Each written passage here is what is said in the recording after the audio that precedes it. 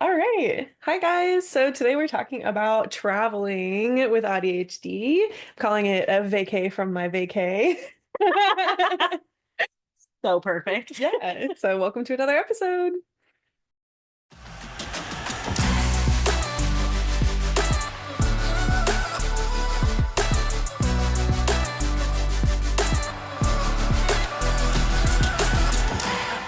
Auddy Hotties.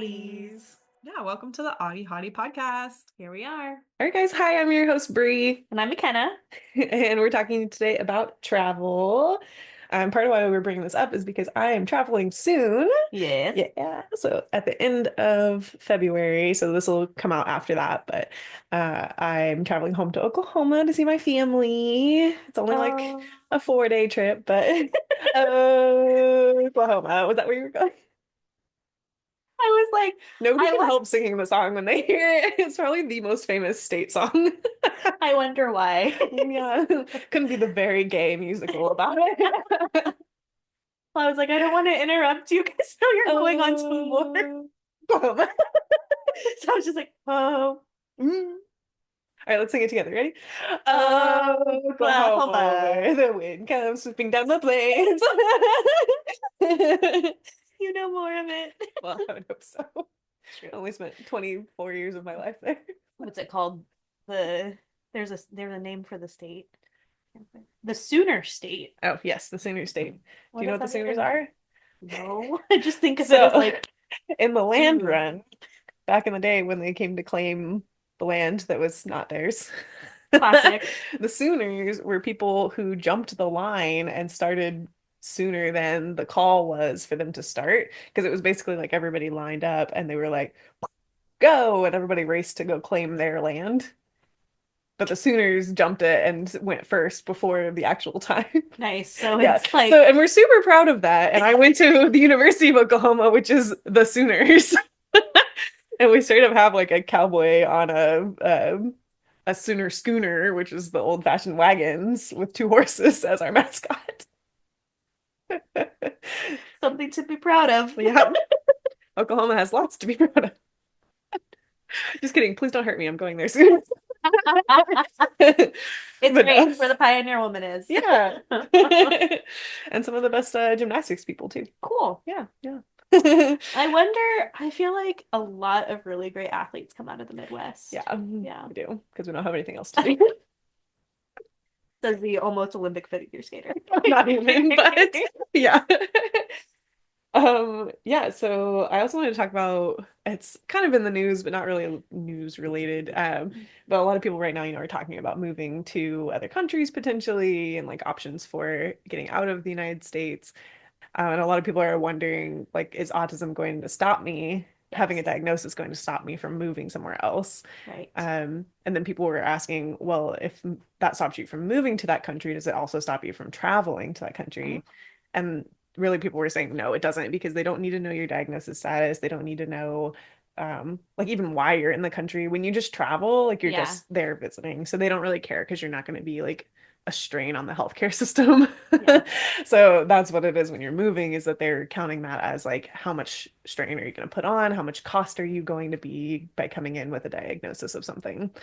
Makes a little bit more sense than straight up ableism. Don't Yeah. come to our country because you're autistic. Yeah. So, And I have heard if they're a country that discriminates on that, that sometimes they're looking at like the levels. Like I think on Canada, mhm. there's actually like not necessarily interview processes, but they're basically looking at like what is your past medical history, and if you aren't like showing like a bunch of hospitalizations or like super high medical use, like that you need a caregiver or something like that, that a lot of times they don't even really care that much about it. Okay. So it's That's more about, yeah, the cost of, It's very problematic. yeah. Okay. Yep. Interesting. Yeah, but so for traveling, it doesn't really affect that. So wanted to make sure everybody kind of knew they're safe for just travel or just going to somewhere as a visitor versus trying to navigate moving somewhere. Yeah. Yeah. What if you travel somewhere and then you just end up accidentally staying?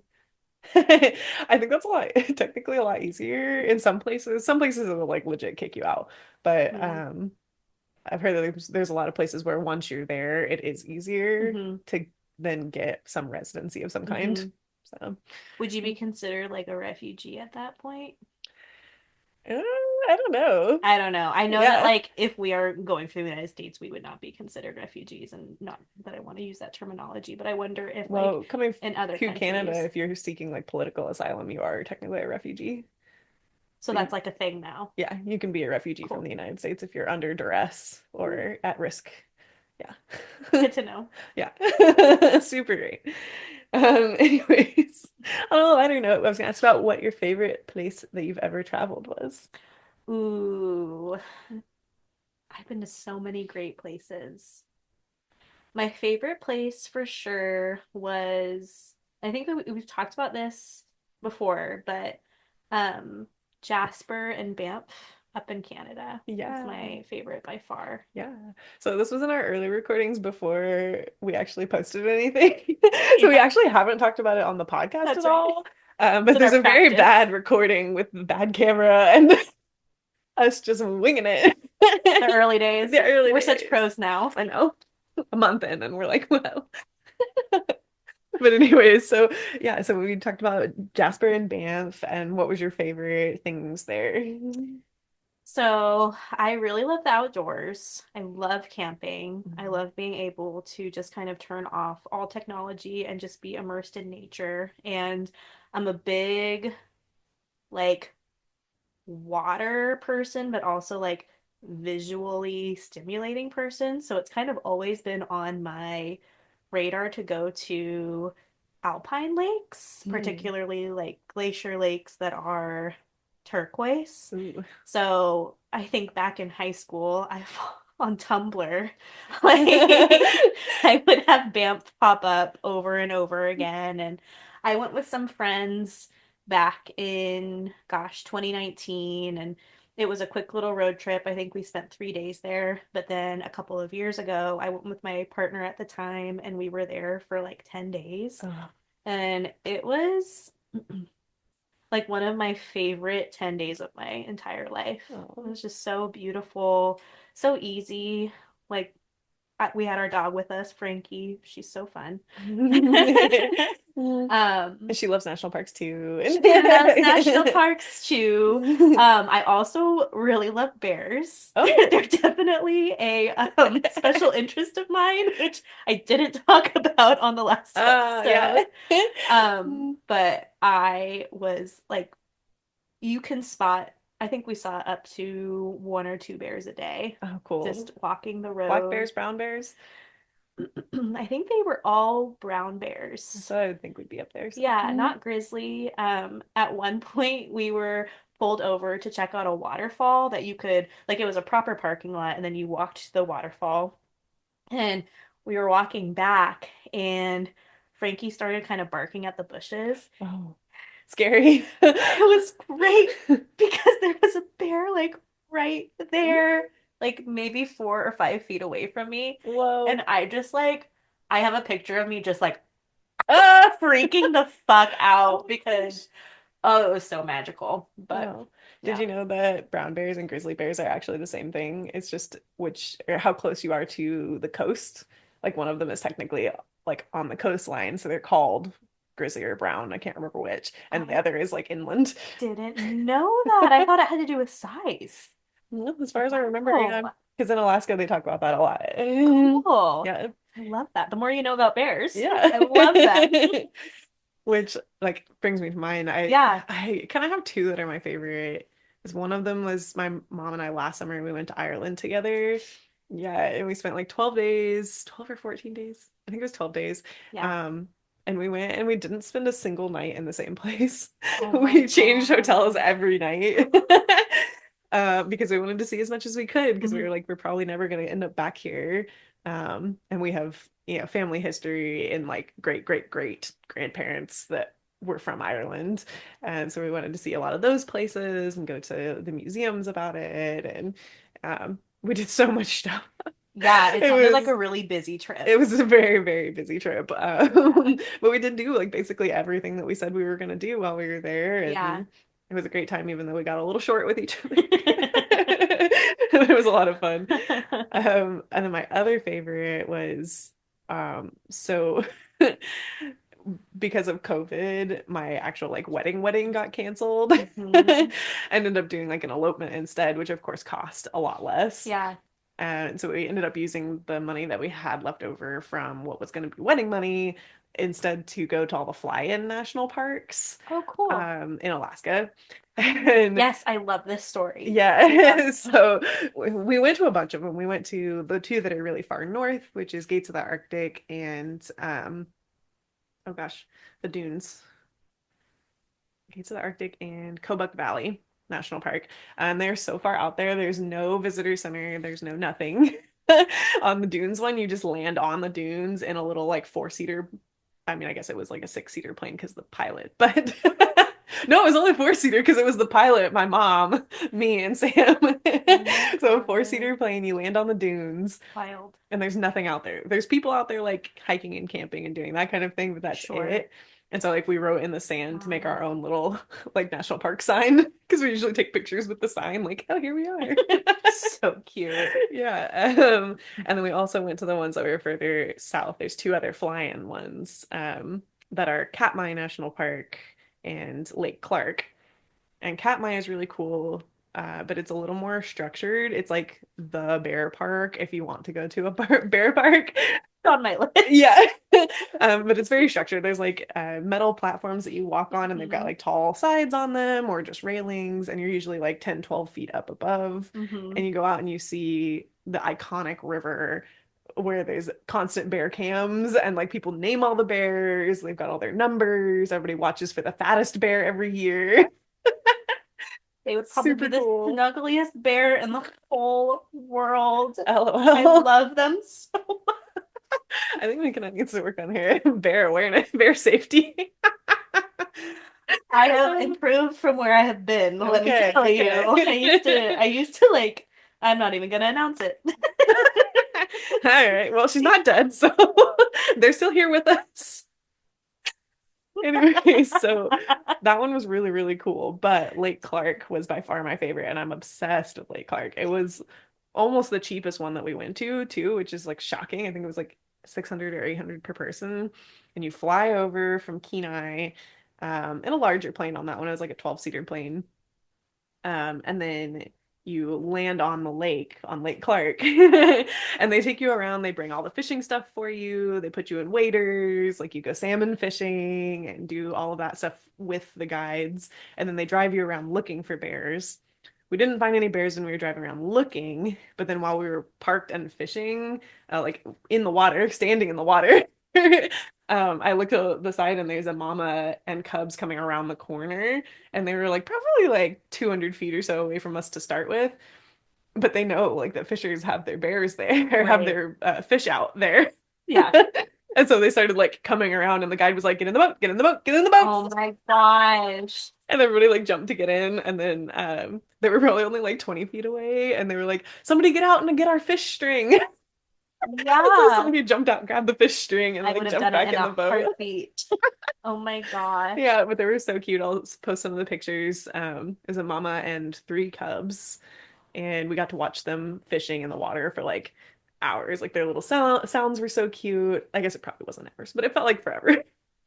But this is like true out in nature, unlike Katmai. There's no fences, there's no platforms. You're just in the boat this far away from them. They're swimming in the water in front of you. Yeah, because they're all on shore, so it just feels like almost Mhm. like a natural fence in a sense. Yeah, But yeah. You're safe in your boat, but that's about it. There was so one girl screaming the whole time, like, "Can we get back? Get back! Get back! Get back! We're too close." I would have not liked her. Yeah, right. Yeah, beautiful setting. On the whole lake, there's one lodge, and that's it. Like, there's no other cities, there's no towns, there's no people. There's a lodge you can stay at there. Yeah, I think so. I don't. I Oh think wow. it's. Yeah, I think it's a lodge where you can stay at it. Stay. Yeah, I didn't look into it at all, but Maybe Alaska 2026. yeah. So I only have one more national park in Alaska to check off, and that one's down in Juneau, Cool. because like the panhandle of Alaska is basically not attached to Alaska. Yeah, Alaska It's has more some Canada than interesting Alaska. geography for sure. Yeah. I feel like because Lauren's from Alaska, right? She's from Juneau. She's from Yeah. Juneau, right? Yeah. So we've talked quite a bit about just like the landscape of Alaska and even just driving from the US to Alaska and how Yeah. it's so much longer than you would think and Hmm. more boring. Yeah. You can't drive from like Anchorage area to Juneau without going around through Canada and back which I in. think is wild to me. Yeah, Yeah, so you can get there by boat. That's about fascinating. it. Yeah, so that's my favorite place that I've been to. Love that. Um, so along those lines, we were talking about the differences between like airport travel and driving travel. Because I think that you said you prefer driving, right? Like, or no, we were talking about driving and you said you prefer to be the driver, not the passenger. Yes. Yeah. I do. I get really car sick. I Mm. think that's one of my sensory aversions that I have started out as not quite as bad, and now it's very bad. Where like before I could be on a road trip and would be fine as long as I wasn't looking down at a book or um like playing with something. Or we took road trips all the time as kids because my grandparents lived in Montana. So my family would do a road trip to Montana every year from California. So it's like a 22-hour road trip. And I remember like my mom would pack activities for us, but I could never do them. And I just Mm. listened to my little Walkman, my Yeah. headphones. And I Looked out the remember window. totally, and I would have like my CD case packed, ready to go Uh, for the trip. Um, and the age where I could start doing like mixtapes or mixed CDs was so fun, and I could like make playlists out of everything. But uh. So I also have car sickness, and it's yeah, actually something that I ran into while I was researching for this episode, really. was people posing the question of, is car sickness related to autism and ADHD? I 100% think it is. Yeah. Yeah. So this person was saying that when they were smaller, they thought they had motion sickness, but Yeah. it turns out now after their diagnosis that it was really just sensitivity. This was sensitivity to the perfume that their mom used, and the whole car would smell that and Interesting. make them sick in the car. Yeah. But then a lot of people were responding to that and saying that like I have balance issues that Yes. are related to my Yeah. autism, inner ear problems, Yep. which makes sense because if you're having the world go by you, like that treadmill stuff we were talking about, like Yes. you get that same motion but not motion feeling, and it makes sense that you would then be confused and your brain would start getting dizzy. Totally. Your vestibular system just like completely not even knowing what to do with all of that processing information. And I think it goes back to what we talked about with, you know, transitions being one of the most difficult things for bodies. So just imagine all of that inputting information and then having to like, I don't know if it connects now that Yeah, I'm saying it no, out you're right. loud. Because then there's somebody else that says that they did the research for it, and they said, of course, research is lacking. When is it not? But they said it has at least been suggested that travel sickness can manifest from hypersensitivity to stimuli. Yeah. So exactly that, that you're taking in so much stimuli Yeah. at such a rapid rate that your brain can't process it, Right. and then turns that into, being disoriented. Yeah, and probably having like a really hard time syncing up information too, because when you're in a car going, you're not only taking in the visual, but you're also taking in your proprioception, like your body in Mhm. space. And I'm pretty sure that car sickness is a result of that mismatch of information. And for me, my eyes also take in information at different rates because of Mm, I think it's because of the astigmatism. It might be something else, but basically they're two different prescriptions. yeah. So that also, Really ugh. screws with your processing for Yeah, that sure. also contributes to all of it. But Yeah. it's gotten so bad that as an adult, sometimes I even get car sick driving. Oh Like man. it's pretty bad. So these have helped a ton. I got Mhm. these within the last, I don't know, 6 months, and that's helped a lot with driving and tolerating it better. But Have you seen the glasses that are the have them. fluid filled glasses? Do they work? They do work. Yeah. Yeah, As goofy as they look. they're so goofy. They're so weird. If you haven't seen them, we'll post a little video or a picture of how I'll they post a work. picture of me But in them. You yeah, could drive me post a little around. video of you like Yeah. tilting your head side to side. What happens? That would be fun. Yes. But what it does is it works with your vestibular system and like taking in the motion information at a faster rate than if the motion is like farther away. And so it Mhm. gives more sensory input. Yeah, interesting. It's Do pretty cool that you it works. do you get that on like airplanes, trains, those kind of things too, or I do you? do now. You do now. Oh, geez. I hope mine I doesn't escalate. Oh my God. Me too, Bree. Me too. It's 'Cause- funny. I remember that treadmill thing of like getting off the treadmill and having that sensation. That actually happened to me when I was traveling in France on their high-speed train. Oh. And so it was like 4 hours from Paris to Nice, which is in the south of France. And so you're going, I think, 200 miles an hour-ish. So you're going pretty fast.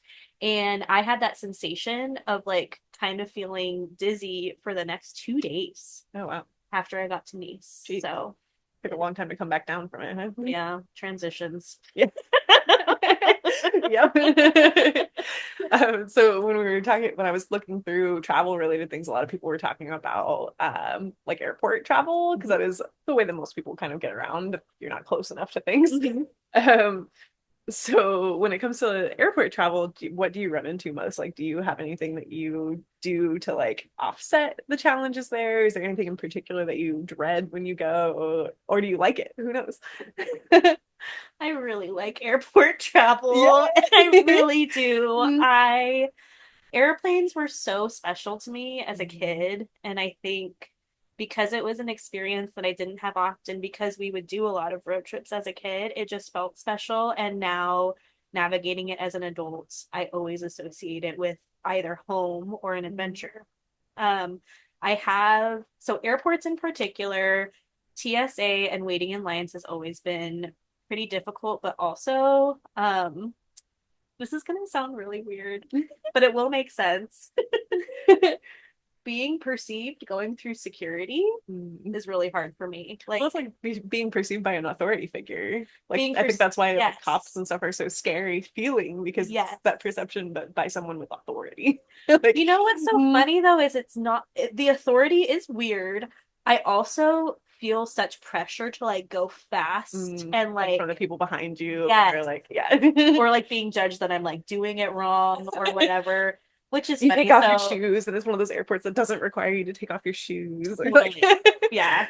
So I will usually run through the routine in my head a few times before getting up to my spot in the belt. yeah. Where Mm, I'm just like, okay, I'll take off my backpack, take off my shoes, take off my other stuff, and then I have it pretty quick. And then I'm usually like a lot faster than the person in front of me, which I yeah. feel bad about. So then I have to like start taking Oh. off my stuff more slowly. And I don't know if you feel this though, like you can prepare so much for the before, but then after things come out, they come out in such a random order that then it's like panic mode. it's so It's hard. like, oh, my shoes are here, but my jacket's not, but my What do I do? uh, my system's been broken. And there's so many people and you're all so close together, and I feel like hmm since COVID it's changed kind of my perspective of being in such close proximity to people. And Oh yeah. Mm. but all in all, I really do love the airport experience, and I'm definitely one of those people that gets to the airport super early and will just like hang out in the airport and find a lot of like hmm solace getting ready for the flight, Yeah. doing a little shopping. What about you? Yeah. I kind of like airport travel too because I kind of like the organized aspect of it, Yeah. that preparation Mhm. and finding things on time. And as long as I've left myself enough time, it feels pretty good. Um, I was telling you about this before, but I have a real problem with the lack of efficiency in airports. Yeah.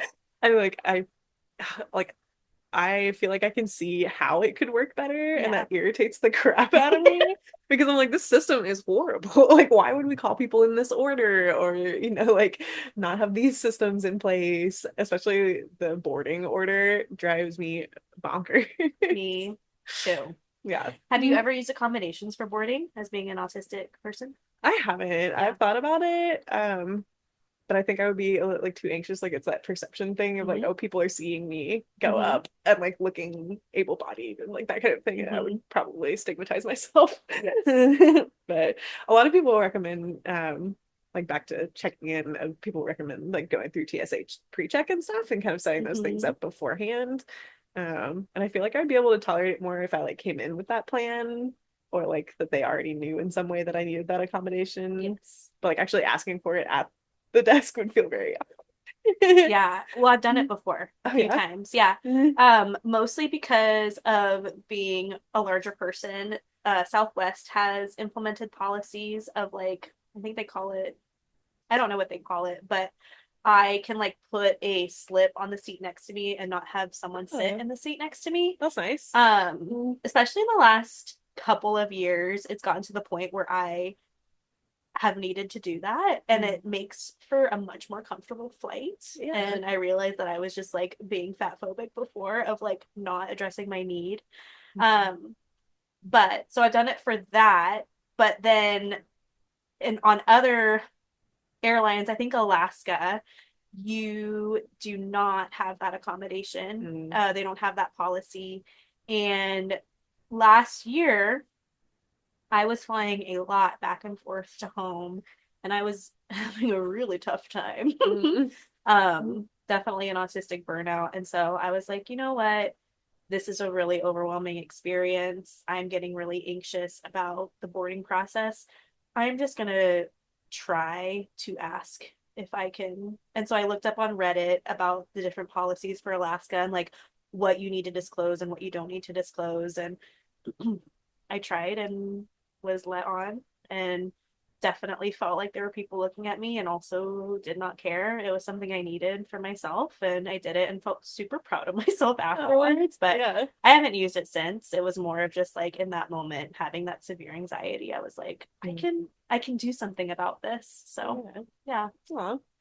Well, there was a really cute story about somebody that used, I personally haven't used one before, but on the trail, like on the Appalachian Trail, I Mhm. wore pins that said like, what was it? It was like, be patient with me. I have sensory concerns, or like, I'm autistic, like different badges like that. Or like the sunflower lanyard. I haven't done that one. I actually didn't know that that was a signifier. Yeah, Mm. I think the sunflower lanyard is specifically for autistic folks and Okay. just like a what is the word? Like a signifier, Like or a like, socially accept or like yeah, signifier of what it is. yeah. Um, which there was a cute story about somebody that they traveled with a TSA notification badge on their disability lanyard. So they had like the invisible disability lanyard, which does look like it has sunflowers on it in their picture, actually. Um, and they said the TSA didn't ask any questions of them. They just took it at face Mm-hmm. value. And then they said when they're in their seat pre-boarding, they showed it to the flight attendant and Mm-hmm. she told her, I got you, Oh, and winked at her. So they felt so nice. And then later on, when they offered snacks, and my choice unexpectedly had the coconut, which I cannot stand, I told her, and I was worried about the reaction, but she just went, "Oh, sure. How about X?" and grabbed something from the first class snacks that were safe foods for me. mm-hmm. So she knew I wasn't being difficult, and she wanted to help. And I've never had this experience before, which I thought was really sweet. And that one came off of r/autism on Reddit. So yeah, I thought it was a really sweet story of it working out well and actually being useful for. Mm. It is, and I think it's a really good demonstration that people want to help when it Yeah. comes down to the people working at the airport and the people working at TSA and even seatmates or, you know, people that you're traveling with. Like, really, my experience has always been that if you ask for help, people are there to offer that to you. And it's like the blockage from yourself of like asking for that help Hmm. or the system. It's never really the people that you're around, I've Yeah. experienced. But Yeah, that's fair. yeah. Yeah, I haven't tried yet, but maybe I will at some point. I Let's think go on a trip. we'll go on a We'll trip. go We'll practice to our self-advocacy. yes. We'll do we'll get little badges. I can laminate them for us. Okay. And we'll buy sunflower lanyards and we'll go to that lake in Alaska. Yeah. Taking back. I love it. Another funny thing that I do when I'm boarding the plane Hmm. is, I don't know if you do this too, but I check my seat number like 800 times Me on too. the way into the plane. I'll be like 14A, 14A, 14A, 14A, and I'll be like, what number was I? What? Oh crap! What seat was I? And I have to go find it again. And people were saying the same thing on Reddit. They were saying dyslexia, audio processing, and short-term memory problems are a bitch. It's so funny because you don't really think of that as you've experienced, you know, going on planes a million times or however many, but like, yes. Yeah. Like nobody else around you is looking at it 800 times. Like they may not even remember where their pass is. Like I know. it was like, yep, that's where I'm going. And I'm Well, like, like I don't know. I don't know where I'm First, going. I don't know where I'm going. Where am I going? Well, and that's a reason to like, I feel like with Southwest, where it's open seating, there is Mm. so much social navigation with that Oh, process. Like, I could definitely see myself going with another airline purely because assigned. it's Like, expected. okay. That's Yeah, interesting. Do they still do where you get like priority based on when you checked in? they do. Yeah, okay. That's how it was. I used to fly Southwest all the time, but now I don't Yeah, as much because I have Alaska Airlines stuff yeah, from when I lived there. sure. Um, but yeah, that was always funny to me. Like it felt like a little like competition. Like how It's fast can you check in so you can pick your seat first? and you get see and you're like, damn it. Damn, I checked in 1 minute after the opening. How does this happen? So funny. I love it. Yeah. Yeah, no, I love airplane travel. Yeah. I really love long flights too. Like when I've traveled Mm. abroad, I feel like it's just so fun to have your little environment for like 10 hours, 14 hours. I think the longest flight I took was 18 hours, and I remember that was just such a fun experience. I But struggle with it a lot because of I get a lot of joint pain when I'm in one position a lot, yeah, and I cannot sit straight to save my life. Like yeah, you see both of us moving around all yeah. over the place, but Yep. I never sit like forward. Like, it makes me so uncomfortable so fast, and there's so few positions that you can change into on a flight that that's usually my biggest struggle. I know a lot of autistic people or sensory sensitive people in general struggle with like the smells Yeah. and sounds and all of that on flights. Hmm. Um, I feel like the sound soothes me because it's like that of the like Yeah, air all the time. totally. So in ways that like helps me fall asleep and stuff on the planes more, but Do you not wear headphones or anything on flights? I do a lot of times, but I also get irritated by the feeling of my headphones after a while. Okay. And Makes so I'll have to sense. switch, like if I'm wearing over ear, in ear, or whatever, and Yeah, take them out for breaks. that But makes a lot of sense. I'll usually wear noise canceling mhm. on like throughout the airport and on the flight. And I feel like that's definitely helped me a lot Yeah, with being able to tolerate it, that makes the sense. noise. Yeah. Are there any other like things that you pack with you for accommodations to Good help you with travel question. in general? Not just the actual travel process, but like while you're at somewhere too. Oh, that's a great question. Let me think about. So I definitely will pack my noise canceling headphones and have them charged up so that I can listen to music. I my accommodations are more about my health issues, so I'll make sure to have all of my like rescue medication. I'll make sure to have a pack of electrolytes so that I can like be hydrated on the plane. Um, I make sure to wear compression socks. Um, That's a great one. 'Cause a lot yeah, of people get swelling and yeah. Um, and I definitely will pack snacks that I love. mm. Yeah, like I'm a really big peanuts M&Ms girl. So Special little plain snack. I Yeah. love plain snacks. So I'll do those. Nice. Um, A lot of I people were don't talking know. about that they like sleep all the time with a weighted blanket Hmm, or like need a weighted blanket to help calm down a lot and just talking about how hard it is to travel with weighted things I was because gonna of the say. weight that adds to Yeah. it. So a lot of people were like talking about alternatives for that and there was a really cool like little compressive like sack thing. It's called a hug sleep sack. And I'll post the like link to their page, but they're off of Shark Tank. And it's kind of like a little like lycra, almost like the sensory swing material, but it's like a Cool. little lycra like sleeping thing that Yeah. just like hugs you in it. And some of them Oh, have hoods, and some of them enclose your toes, and some leave them open. that sounds And they make them for adults, delightful. which is awesome because a lot of things are targeted towards kiddos. Yeah. But anyways, I'll post that because a lot of people were saying like, here's a lightweight alternative that Hmm. could help you with some of those like sensory needs. Yeah.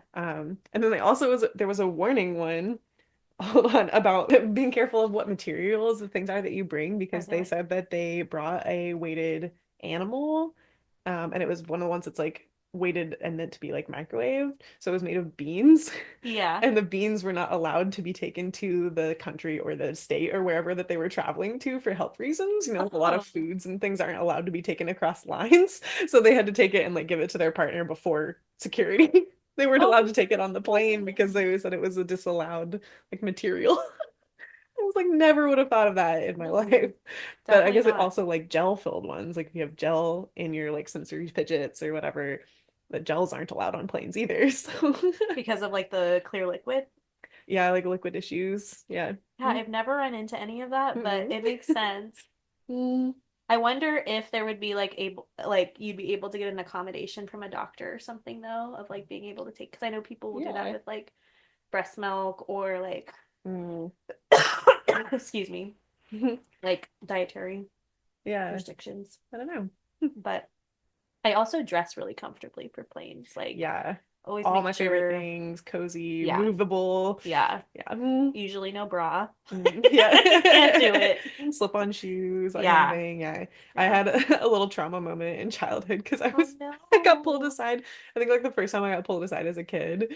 Um, I was wearing little overalls that had a bunch of snaps on them, and the snaps set off the like metal detectors Oh because it was like the old no. school metal detectors back in the Yeah. day that had no idea what you were wearing. Oh. And I just Burn, remember I burn, was like a burn. little kid being like, they have to pat me down. That is So now I have to be very terrible. careful not to wear anything with extra buttons on it, No even though metal. now they could tell. I do have a funny, unrelated story Oh. where my grandpa, so again, they lived in Montana, so and Mhm. we would go every summer and they had thunderstorms every summer. Oh yeah. And so the concept of like metal attracting Oh, lightning lightning. strikes. So he used to tell me not to wear metal on my clothes. So every time I would pack for Montana, I would make sure that there was not a speck of metal on because I didn't want to be Oh struck by lightning no. because it Yeah. happened to a child one summer Oh that we no. were there. Oh, I that's don't know if he was terrible. even wearing metal, but the thing that, Oh my I gosh. didn't want to die. Oh, thanks, Grandpa. Yeah, he was definitely a jokester. Oh He told me boy. lots and lots of stories that I believed because Oh. very gullible. Oh, dang. So when it comes to packing, besides your comfy clothes for the plane, Yeah. are you a pack way ahead of time person? Are you a last minute packer? You're a last minute. The ADHD wins on that one, ADHD wins hard huh? on that one. Like the last trip I took was um a weekend away, or actually it wasn't. Anyway, the last time I did this was when I was going to LA, and I remember like doing my laundry that morning and packing, and my flight was at 2 p.m. I'm stressed over here. And I was just like, meh, if I don't remember something, I'll get it at the store, which doesn't work all the time after my Denver story Oh with yeah. my bathing suit. Hmm. So Yeah. it's not my best system, I think but that's how Lauren's is more too, because she's usually like panic packing at the last minute.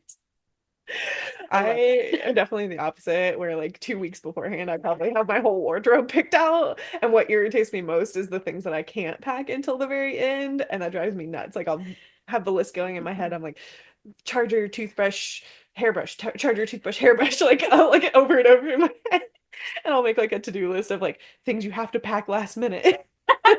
And that stresses me out. So I mean, it makes sense if you're someone who really needs that all put together beforehand and then mhm. you don't want to forget it. Yeah, and that's Yeah. how I am with planning trips too, is that I like Yeah. to have everything kind of laid out and ahead of Hmm. time. And I've taken a lot of trips that are like sightseeing, cultural, like with a goal kind of Hmm. trips. And I've always said that I really, really want to take just an all-inclusive, whether it's a cruise or like a resort or something where I just have to get there and then not plan anything else. I'm like, I need that much structure so that I know that like you don't have to plan anything, there's nowhere to go.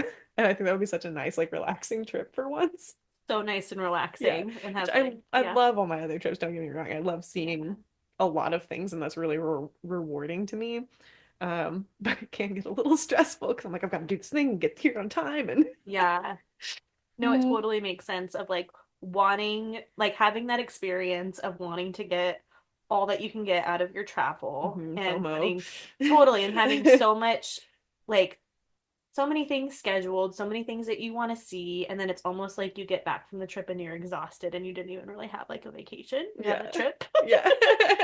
So I totally get the what is that word? It's not attraction. Oh, what is that word? Not like desire or like the Maybe like the desire of having a trip that you don't have to think a lot about or like yeah. plan and Mm, all of that. I would definitely go on a cruise. Let's go on a cruise. yeah. Yeah. Sold. I feel like I'm kind of a I don't want to say like I want to be as kind to myself as possible, Mm, but I don't put a lot of thought into my trips. I just kind of go and yeah. kind of have that experience of like what happens happens. And I remember I was on a trip to Bali with one of my close friends and she had a lot of stuff that she wanted to do and it was so helpful because I was Mm. just like You had a planner with you and you're like, yeah. cool. Like, cool, let's do the things. Oh Let's my go God. to I have to this talk to you more about temple. Bali later because I'd love to. Ugh, it'd be such a cool trip.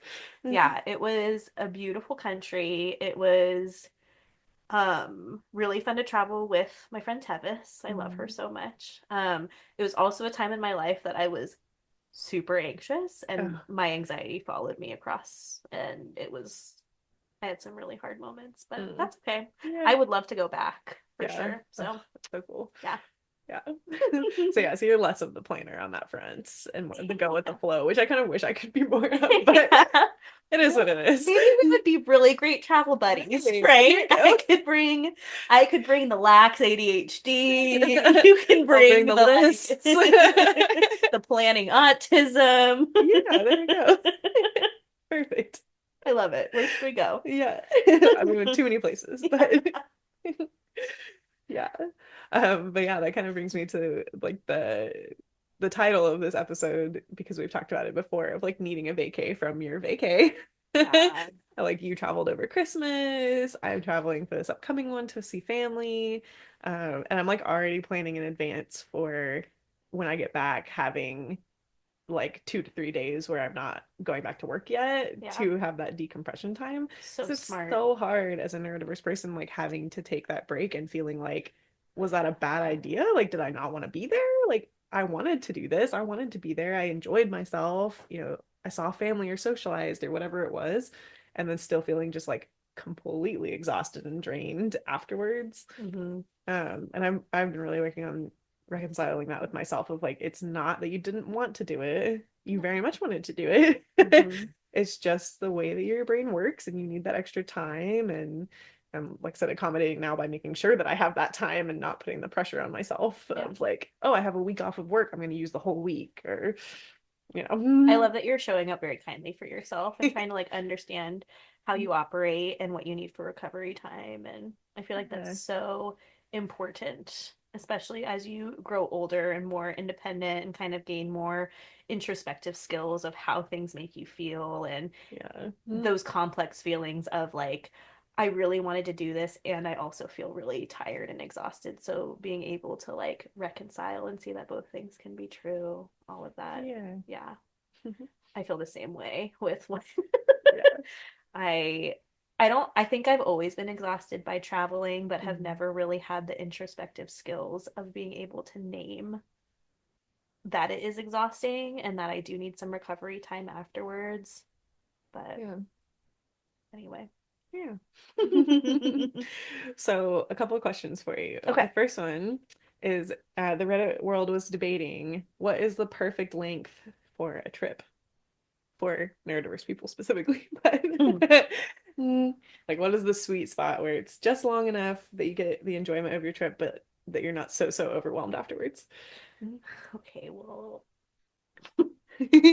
my brain is making this so complicated, of course, because I'm like, do I work in this scenario? Do I have to take time off work in this scenario? Do I have like a never-ending budget?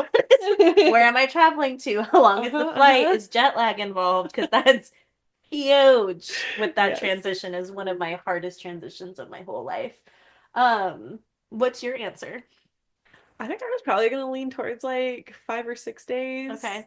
Um, I think longer if it was like international or like jet laggy or that kind of thing. Your flight Yeah. is 2 days each way or whatever. Sure. But Yeah. yeah, I think for me it's about that before I start hitting like pretty hard exhaustion. Yeah.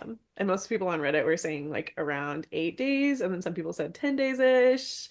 Um, and then it was interesting on the one that said 10 days, they said, without my normal work routine, my mental health goes wacky after Oh. about a little over a week without that routine. And I didn't even think about that. Like, I was thinking about all the things of being like out of your own environment, a lot of stimuli, like all those things, but I forgot about like being out of the routine of every day. Yeah. It makes sense, but yeah, you don't really think about that as part of it as well. Yeah. I would say that so I have gone on longer trips. I guess that's not really true. So as an adult, I have tried to do really long trips. Like Mm. I did a month in Europe about, I don't know, seven Wow. years ago. And what I really enjoyed was that halfway through our trip, because it was one of those trips, kind of like your Ireland trip, where like we were in a different place probably every couple of nights and taking the train here and there. It was so fun. And I had so much more energy back then. And it was also exhausting. And I Mhm. remember we built in the middle of our trip, staying 1 week at one place. And Oh. I took a couple of recovery days, just not even planning to or calling them recovery days, but I remember just like watching Disney movies and ordering pizza from around the corner. Uh, They were some of my favorite days of travel. you gotta hack. You gotta I leave know. myself a break in the middle hack. Yeah. So I Okay. definitely have continued that for my for my traveling. Awesome. Like I feel like about halfway through my travels, I will do like a midpoint rest day Mm, or rest evening or whatever, where I'm not talking to anyone and just kind of like in some sort of routine. I don't yeah. know. Pizza's usually my go-to comfort food, so Yeah. pizza's usually involved. Aw. Cool. Well, the other question that I had for you was from Reddit. So it's from the r/autism one from a user named shy_zucchini. Zucchini. Zucchini. They said if you could travel back in time and live in any time period in history, which era would you choose? And then they've got their answer first. I have always dreamed of living in the pre-civilization hunter-gatherer era, which a lot of people seem to find surprising. Um, I'm really curious what your answers are. And then a lot of people were saying, honestly, I wouldn't. I couldn't live without Wi-Fi. A lot of these things. So I was gonna addend it to say if you could go first, if you could go backwards or forwards, which one would you pick? Okay. This question's so hard for me Yeah. because I don't know if I think about it the way other people think about it. Mm, And I would definitely choose my lifetime because I have a really hard time thinking of myself in other time periods. mm. Mostly because I don't think I would have liked them as much. I've heard that there's like a lot of smells that used to smell. Yes, the lack of bathing, etc. I don't think I would have liked it that much. See, I think I not necessarily was that reincarnated from someone else that was, but I've always pictured myself in the like not necessarily Renaissance-y, but like I don't know, like early like French eras or sometime that when like royalty was like Yes. dukes and duchesses. Like I could picture myself being like Bridgerton-y time. Like I feel like I very much have that like poise and like thing. Like something about that tickles something that I'm like that feels familiar to me. So freaking cool. Yeah, Mm. I could definitely see you rocking Not that like it's like I want to be in that time period for any good reason besides like the dresses, but I the freaking costumes. love those time period movies and just Yeah, like, oh, it just seems the so costuming and delightful. the I Yeah. don't know, like societal Yeah. things and but there was a lot of messed up stuff like not bathing and slavery and things like that. Yeah. So Yeah. not great either, but Not great things. Part of in history. our not thinking too deep into it Yeah. realm. Yeah. Problematic Yeah. nature. Yeah. Um, yeah, I don't know. I would love to be able to access, like I've always talked about how I wish and hope actually that whatever is next, I get a videotape of my life and get to go Ah, back and relive memories or even just like watch them from a fly on the wall perspective. And there is a part of me that like wants to dip my toe into like not dip my toe, but like peering around a curtain and seeing what is in the future and what, Oh yeah. yeah. And I think that it's like, But it's a would it desire, but be I don't like think I would actually do it if the opportunity arose because I think there's such a like nice surprise of life and how things turn out to be and whatnot. But what if you look forward and it's like Dune or like what are some of those other like dystopian yeah, see, I wouldn't landscapes? want to fucking know that Yeah, no. What if you at look all. forward and it's like civilization just crashed and we're just a giant desert? And my brain doesn't think that way. I watch too I many dystopian movies is the problem. I think like am I gonna have a partner and kids? It's a much closer reality. Because I want that. So I want to see if it works out or not, but Yeah. I don't know. I feel like life is such a it's I'm not gonna say dichotomy. Life is such a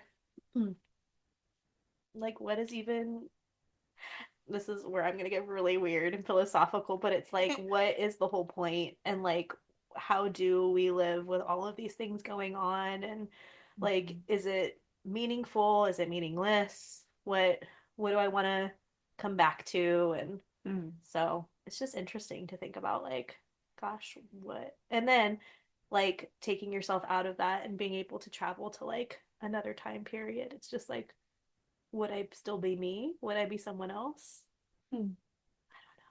Yeah. It's really weird. So the last couple things I wanted to talk about was there was a couple things I ran into that are just cool things. So one of them is a doctoral study that somebody is doing right now that they posted asking for participants in Cool. that's specifically studying travel with autistic kids. Ooh. So I'll post the link in there for you to go to. It was literally posted like a day ago. Um, so if you want to go and like report if you have experience with traveling with autistic kids and maybe your own experience if you remember that. I don't really remember that far back, but and then another one was someone who just published their own book on traveling the world as an autistic person, and they touch on a lot of subjects. I would love to read Yeah, this. so it's called Go Neuro Way, and I'll post the cover and artist author so that you can find them An and check out artist their of book. words. Yeah, an artist of words. Yeah, the type of art. But yeah, so those are a couple cool things related to travel. Super And cool. yeah, hope everyone has some kind of fun travel in the coming year, something to enjoy. Maybe Something we'll to plan enjoy. ourselves a little trip someday. I'd So, love to time travel out of what we are in right now. yes. Fair. All right. Thanks, hotties, for joining us for another day. We will see you next week. Bye. Bye.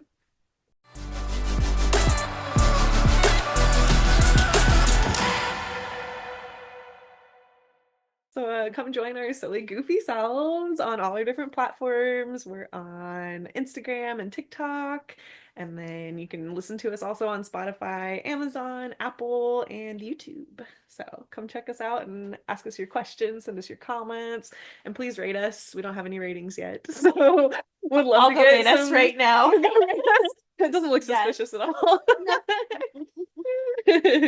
Yeah, Yeah, no. we appreciate you guys a lot for listening Yeah. and joining us in our fun, silly times. Yeah. Our little escape from Yeah, our world. yeah.